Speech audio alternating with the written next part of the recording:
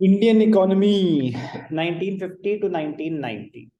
पहले हमने पढ़ा एग्रीकल्चरल सेक्टर के बारे में, फिर हमने पढ़ा इंडस्ट्रियल सेक्टर के बारे में। अब हम पढ़ रहे हैं फॉरेन ट्रेड के बारे में।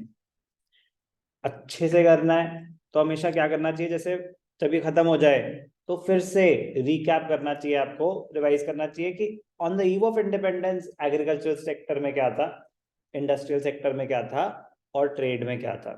तो उससे क्या होगा, सेगमेंट्स बनेंगे दिमाग में। अच्छा, on the eve of independence, फिर 1952, क्योंकि सेम ही तो चीजें हैं। कभी कभार एग्जाम में क्वेश्चन आएगा, समझ ही नहीं आएगा कि ये चैप्टर 1 है या चैप्टर 2 है या चैप्टर 3 है, क्योंकि सेम बातें डिफरेंट डिफरेंट एराज में, डिफरेंट डिफरेंट टाइम जोन्स में, डिफरेंट टाइम पीरियड में स्टडी कर रहे हैं। तो बहुत जरूरी है इवेंचुअली उनको कंपेयर करना और अपने सामने सब कुछ रखना। दिमाग में रखोगे कंफ्यूज होगे, एक लिस्ट बना के सामने रखोगे कि भैया 1947, 1950 टू 1990, 1991 ऑनवर्ड्स। चलो, last segment, foreign trade. Foreign trade in India includes all the imports and exports to and from India. Basically, transactions which we are doing with foreign countries. India entered into planned development era in 1950s, and at that time, import substitution was a major element of India's trade and industrial policy. In 1950, India's share in the total world trade was a meager 1.78%, very insignificant.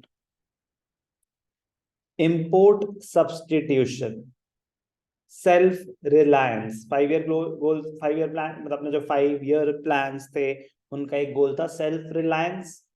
तो import substitution भी उन्हीं lines पे है। Import substitution का मतलब होता है कि कोई चीज जो आप बाहर से इंपोर्ट कर रहे थे उसको सब्सटीट्यूट करो डोमेस्टिकली प्रोड्यूस्ड गुड्स से।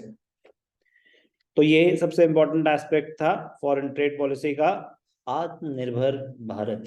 Import substitution. In order to be self-reliant in vital sectors, India has followed the strategy of replacing many imports by domestic production. In the first 7 plans, trade was characterized by inward-looking trade strategy. Inward-looking trade strategy.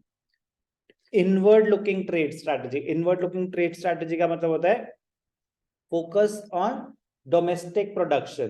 Inward-looking trade strategy. अपने अंदर, अपनी country के अंदर देखो कि कैसे हम ये चीज बना सकते हैं। Technically, this strategy is called import substitution. Import substitution, important definition. Import substitution refers to the policy of replacement or substitution of imports by what? By domestic production, by domestically produced goods.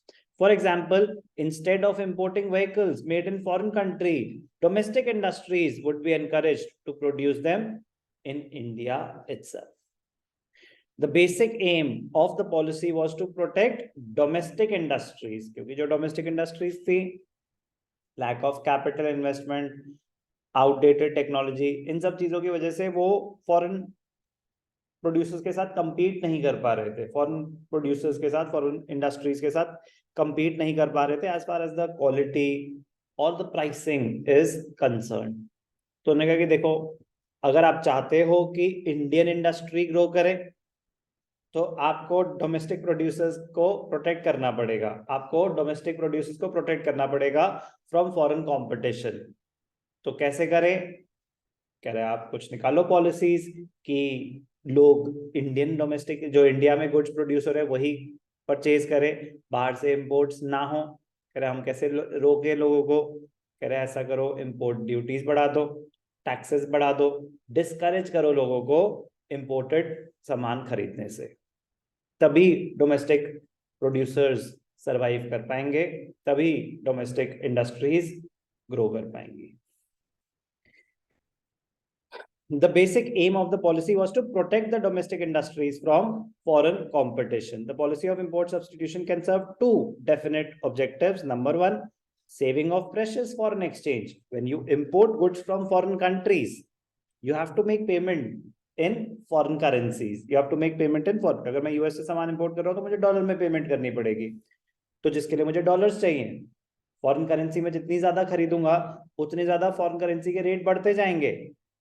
तो कह रहे कि अगर imports गिर गए तो मुझे क्या वो पेमेंट करनी पड़ेगी फॉरेन करेंसीज में? नहीं, तो मैं रिजर्व्स क्रिएट कर पाऊंगा। मैं क्या कर पाऊंगा?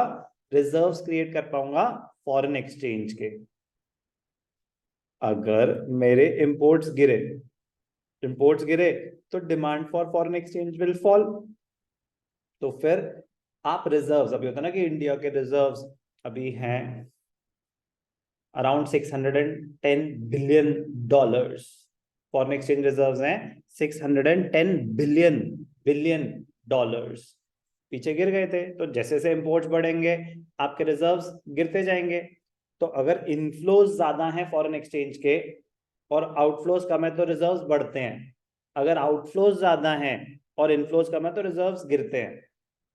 सर हमें क्या करना है? रिजर्व्स इंडिया में तो इंडियन करेंसी चलेगी?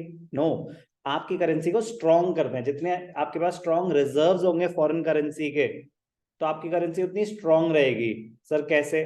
आपके पास रिजर्व्स नहीं है अगर, अब आपके पास कुछ चीजें, जैसे फॉर एग्जांपल पेट्रोल इंपोर्ट हो गई होगा, ऑयल इंपोर्ट हो गई होगा, तो कुछ चीजें जो इंपोर्ट होंगी ही होंगी, तो आपको तो फॉरेन एक्सचेंज में पेमेंट करनी है। रिजर्व्स नहीं है तो आपकी करेंसी वीक होती जाएगी और डॉलर का रेट ना अनकंट्रोलेबली हाई होता जाएगा। किसी चीज के रिजर्व्स होंगे तो आपकी फाइनेंशियल कंडीशन स्ट्रॉन्ग मानी जाती है। तो इंपोर्ट सब्स्टिट्यूशन के advantages, number one, saving of precious foreign exchange. You don't need to spend so much on imports anymore. Second, achieving self-reliance. तो बहुत इंपॉर्टेंट है import substitution.